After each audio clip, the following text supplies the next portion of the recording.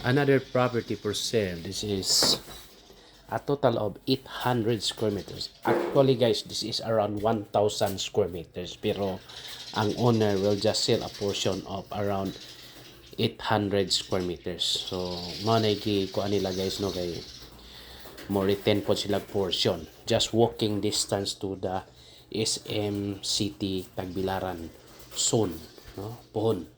Zone pa guys kay wala pa man na. Coral pa may naa diha. Pero ang presyo diha sa silingan or the nearby lots, no, mga duol nga lote, mahal na kayo. Like this one, just only around, I think, more or less nasa 50 meters away lang yun ni.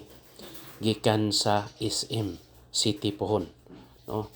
So, atong mga drone, no, makita man nato ang SM City Pohon.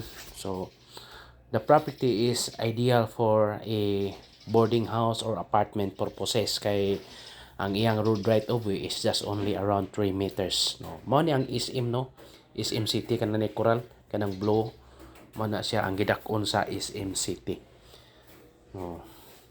SM City Tagbilaran. So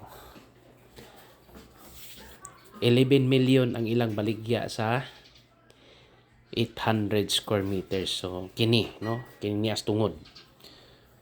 Then it has a 3 meters road right of way. So mahal-mahal gyud, no, pero matawag man natog prime lot. So pwede nimo ni buhaton boarding house, 3 story, 4 story. So nindot kayo. Dako kag mahimo. Apartment kay lagi sa sentro. Prime lot. Gali ko, no, kanang mga adjacent na sila nahalin dia 17,000 pesos per square meter man. So makita na to, no, that is going to provincial capital. Makita na to ang provincial capital. So mao na ni ang SM City. Duol ra gid kayo guys, super duol. So mao na siya guys. Duol kayo sa nga tanan. Again, the price is 11 million pesos in just only 800 square meters. Clean title na siya guys. Thank you.